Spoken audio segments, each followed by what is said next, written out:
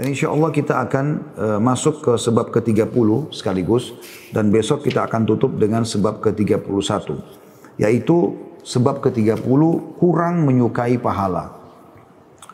Seorang ahli zuhud berkata, kata penulis, saya tidak mengerti bahwa seseorang yang telah mendengar tentang surga dan neraka lalu ada waktu yang tidak ia gunakan untuk taat kepada Allah dengan melakukan zikir, sholat, membaca dan berbuat kebaikan. Sarana yang paling kuat setelah petunjuk Allah bagi seorang hamba untuk masuk surga adalah beramal. Sebagaimana Allah subhanahu wa ta'ala berfirman dalam surah An-Nahl ayat 32. A'udzu billahi minasyaitonir rajim. Udkhulul jannata bima kuntum ta'malun.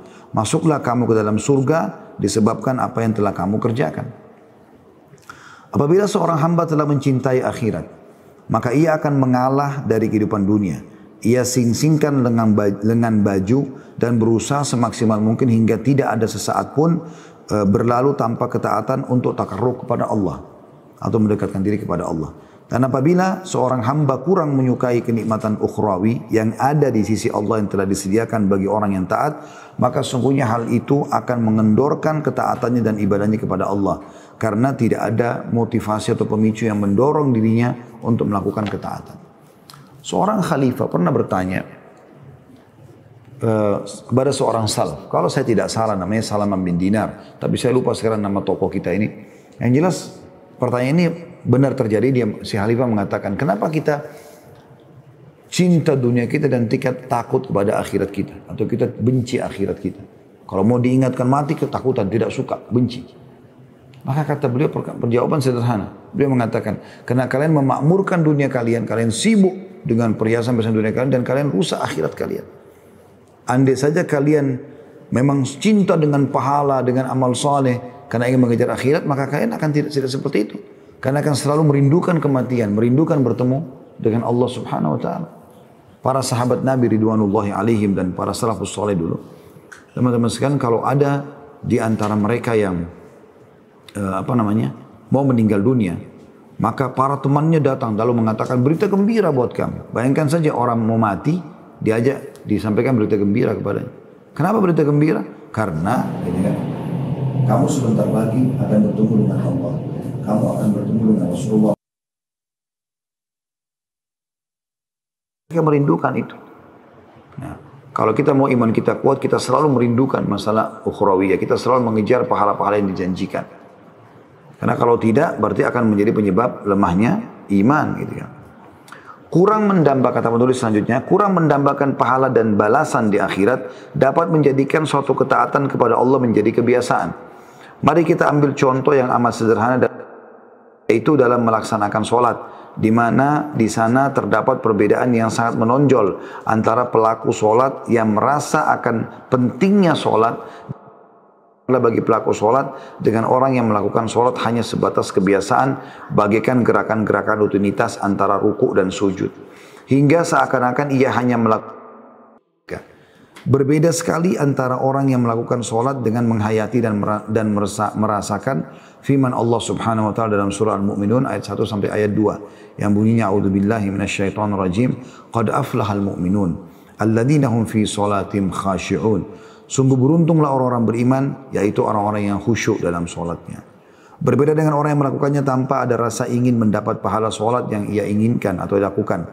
Karena sekiranya setiap hamba merasakan adanya pahala bagi setiap ibadah yang dilakukannya, niscaya ia memperoleh pahala yang melimpah atau kebaikan yang melimpah. Dan niscaya ia tidak akan merasa putus asa, serta tidak akan dilanda rasa jenuh dan juga bosan. Dari Ma'qal ibn Yasar radhiyallahu anhu ia berkata, Rasulullah SAW bersabda, ibadatun fil haraji wal fitnati kahijrati ilayya. Melakukan ibadah saat banyaknya pembantaian dan cobaan adalah bagikan melakukan hijrah kepadaku. Imam Nawawi Al-Manawi mengatakan, yang dimaksud dengan bagikan melakukan hijrah kepadaku adalah besar pahalanya. Adalah besar pahalanya sama dengan pahala berhijrah. Dan barang siapa menyadari adanya pahala, karunia dan kemurahan di sisi Allah SWT bagi si pelaku ketaatan, maka akan terasa ringan baginya untuk melaksanakan kewajiban-kewajiban agama. Dan barang siapa yang mengabaikan hal tersebut, maka ketaatan akan terasa berat untuk ia lakukan. Bahkan ia akan meninggalkan ketaatan itu. Sudah sepatutnya bagi orang yang multazim atau orang yang istiqamah di agama Allah mempunyai banyak ibadah dan banyak perbuatan-perbuatan lain yang dapat mendekatkan diri kepada Allah SWT, karena dia adalah orang yang berilmu dan berpengetahuan, oleh karena itu harus banyak beramal. Jadi paragraf-paragraf yang disampaikan sebenarnya ini, terutama hadis yang disampaikan terakhir ini ya, yaitu ibadah di saat banyak pembantaian, ya, banyak orang melakukan fitnah, banyak orang melakukan maksiat, ya. Kayak di zaman kita sekarang begitu, merajalelanya orang tidak berhijab, ya, malasnya orang sholat, diskotik, bar di sana sini dan segala macam. Itu kata Nabi SAW, justru kalau pada saat itu Anda dekatkan diri kepada Allah SWT, pahalanya sama dengan hijrah bersamaku, atau sama dengan hijrah menuju ke aku, kata Nabi SAW. Jadi setiap muslim supaya imannya terus bertambah, dia harus selalu memahami dan menargetkan apa yang sedang dia kerjakan, ya. Pahala apa yang sedang disitu dia jadikan sebagai target utamanya. Dan usahakan cari yang paling afdal. Ya, saya pernah sampaikan kiat-kiatnya ya. Pertama sekali kalau Anda mau mengerjakan sebuah ibadah, baca dulu keutamannya. Kayak ingin sholat duha, baca keutamaan sholat duha.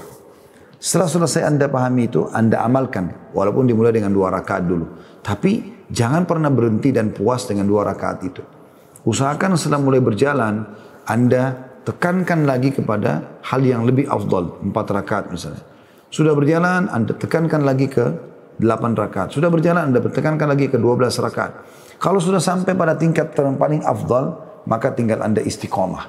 Anda tinggal konsisten sampai meninggal dunia. Maka ini tahapan-tahapan yang harus dilakukan. Sehingga kita selalu terbawa dengan target yang kita ingin kejar dari pahala terbaik dari ibadah yang sedang kita kerjakan. Kata penulis, maka wahai orang-orang multazim, orang yang coba istiqomah di jalan Allah, jangan sampai kamu kurang minat untuk melakukan satu amal kebaikan dari sekian banyaknya amal-amal kebaikan yang dapat lebih mendekatkanmu kepada Allah. Sebab jalan menuju Allah itu sangat jauh, membutuhkan bekal yang cukup, dan bekalnya adalah ibadah. Maka jangan sampai bekalmu kurang atau sedikit, apalagi bekal itu bermacam-macam dan tersedia cukup banyak. Jadi ada sholat, ada puasa, ada zikir, ada doa, ada sedekah, ada bagi semua orang tua, ada jenguk orang sakit, banyak. Hanya saja memerlukan tekad dan kemauan keras untuk itu. Dan jadilah engkau sebagai salah satu di antara orang-orang yang telah Allah sebutkan di dalam surah Al-Anbiya ayat 90. A'udzu billahi minasyaitonir rajim. Innahum kanu yusari'una fil khairati wa yad'unana ragaban wa rahaba. Sesungguhnya mereka, maksudnya di sini adalah orang-orang yang sebelum kita. Ya. Nabi Ayub alaihissalam sama keluarganya, ya, yang akhirnya Allah SWT angkat permasalahan dalam hidup mereka. Nabi Zakaria yang akhirnya Allah karunia anak walaupun setelah sekian lama, puluhan tahun istrinya mandul. Sesungguhnya mereka adalah orang-orang yang selalu bersegera dalam mengerjakan perbuatan-perbuatan yang baik. Dan mereka berdoa kepada kami dengan harap dan cemas. Kesempatan masih terbuka lebar untukmu wahai saudaraku, dan perbekalan ada di hadapanmu. Maka janganlah engkau sia-siakan kesempatan itu dan dengarkanlah apa yang disabdakan oleh Nabi SAW. Man shallal fajra fi jama'atin, thumma qa'ada yadhkurullah hatta tatul asy-syams, thumma shalla raka'ataini kanat lahu ka'ajri hajjatin wa umratin tammatin tammah. Barang siapa yang melakukan salat subuh berjamaah, kemudian ia duduk untuk mengingat Allah hingga matahari terbit, kemudian ia salat 2 rakaat. Maksudnya salat di sini duha, ada juga mengatakan salat disilakan dengan syuruk ya. Maka baginya pahala seperti haji dan umrah sempurna, gitu kan. Kalau seseorang merenungi ini dengan keimanan, ya, dan dia tekankan dirinya untuk mengejar target itu, bagaimana setiap hari dia bisa dapat pahala haji dan umrah sempurna, hanya duduk dari subuh sampai terbit matahari, maka tentu dia tidak akan sia-sia. Tentu ini sunnah ya, bukan paksaan. Minimal Anda kalau sunnah ini kerjakan walaupun cuma sekali seumur hidup. Kalau Anda bisa kerjakan setiap hari sangat bagus. Maka kita mengejar target terbaik ini dan kita jadikan sebagai program. Insya Allah kalau Anda sudah mulai mengerjakan sebuah kebaikan, nanti dia seperti bola salju. Bahkan lama-lama kita seperti orang ketagihan. Orang sudah kalau komitmen mengerjakan sekian tahun sholat duha, nggak enak lagi kalau nggak sholat duha. Ya, sama dengan Anda pertama mau pindah dari 2 rakaat ke 4 rakaat berat, tapi kalau Anda sudah lakukan jadi terbiasa. pindah ke 8 rakaat berat, 12 rakaat berat. Tapi nanti kalau sudah biasa malah tidak enak kalau kurang dari 12 rakaat. Anda biasa puasa Senin Kamis juga begitu dan seterusnya. Juga sabda Nabi SAW, "Man shalla lillahi arba'ina yawman fi jama'ah yudriku takbiratul ula kutiba lahu bara'atun minan nari wa bara'atun minan nifaq." Barang siapa yang sholat karena Allah 40 hari dengan berjamaah, sempat melakukan takbiratul ihram bersama imam. Jadi imam Allah Akbar dan juga Allah Akbar. Maka ditetapkanlah baginya 2 hal. Dapat. Yang pertama terhindar dari api neraka. Yang kedua terhindar dari sifat kemunafikan. Jadi kita lihat di sini ada motivasi tertentu yang harusnya kita jadikan sebagai target yang kita kejar. Gitu kan. Di sini bagaimana program sholat 40 hari. Semoga Allah SWT memudahkan kita melakukannya non-stop. Selama 40 hari, subuh, duhur, asar, maghrib, isya, imam Allah Akbar, kita Allah Akbar di belakangnya. Tidak pernah ketinggalan takbiratul ihram pertama imam. Maka dijamin selamat dari neraka, selamat dari sifat kemunafikan. Ini pernah ada kisah di Saudi, seorang syekh dulu, dia kedatangan seorang laki-laki ingin melamar anaknya. Tapi dia lihat laki-laki ini biasa saja. Bukan orang yang dari jurusan agama lah istilahnya. Tapi dia ingin menikah dengan anak syekh. Maka syekh ini ingin mendidiknya. Apa yang syekh lakukan? Syekh mengatakan, saya terima lamaranmu tapi dengan syarat. Ini masjid saya jadi imam di sini. 5 waktu sholat. Subuh, duhur, asar, maghrib, isya. Saya mau setiap sholat kau ada di belakang saya. Di saf pertama. Saya takbiratul ihram, kau ada di sini. Anak muda ini belum paham tentang hadis ini yang tadi kita sampaikan ya. Tapi syekh ini ingin mendidik dia. Lalu anak muda itu cerita. Pekan pertama saya datang betul-betul bukan karena Allah. Karena syekh hanya dengan datang 40 hari sholat, 5 waktu sholat, takbiratul ihram pertama, sholat berjamaah dengan beliau, maka diterima lamarannya. Pekan pertama saya merasa saya mengerjakan itu karena syekhnya. Tetapi setelah itu, setelah berjalan waktu, sudah mulai masuk 2 pekan, apalagi sudah 3 pekan, perasaan saya sudah sangat nyaman. Dan akhirnya dia bilang, saya setelah 40 hari, ya, dan saya menikah dengan anaknya syekh setelah itu, saya sudah rasa kalau sempat ketinggalan 1 kali saya takbiratul ihram sudah enggak enak. Karena Allah sudah angkat ciri atau sifat kemunafikan dari hatinya. Allah sudah catatkan selamatkan dia dari api neraka. Gitu kan. Maka dia akan sibuk dengan amal-amal saleh. Juga hadits Ummu Habibah contoh yang lain. Ia berkata Rasulullah SAW bersabda, "Man hafadha ala arba'ati raka'atin qabla adh-dhuhr wa arba'in qablaha hurrima 'alan nar."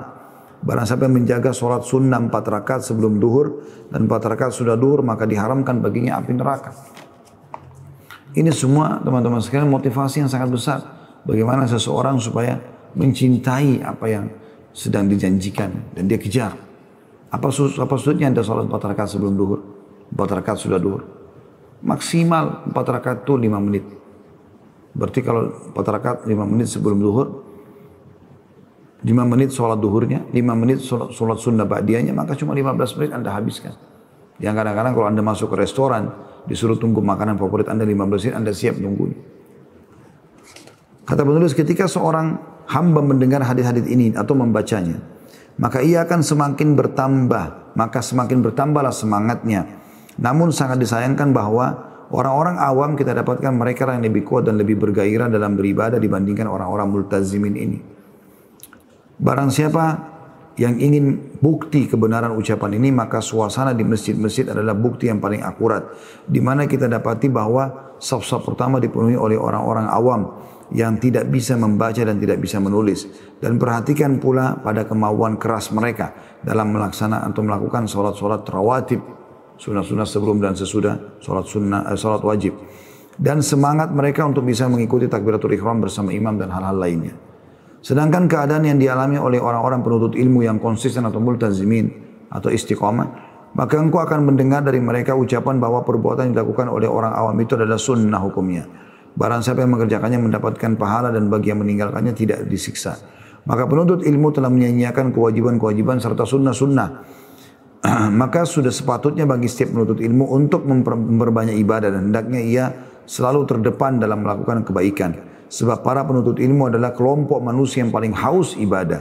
Suri teladan mereka dalam hal ini adalah Rasulullah SAW, di mana kedua kaki beliau yang mulia menjadi bengkak karena lamanya berdiri dalam sholat tahajud. Lalu beliau bersabda, afala akunu abdan syakura, tidakkah aku menjadi seorang hamba yang bersyukur?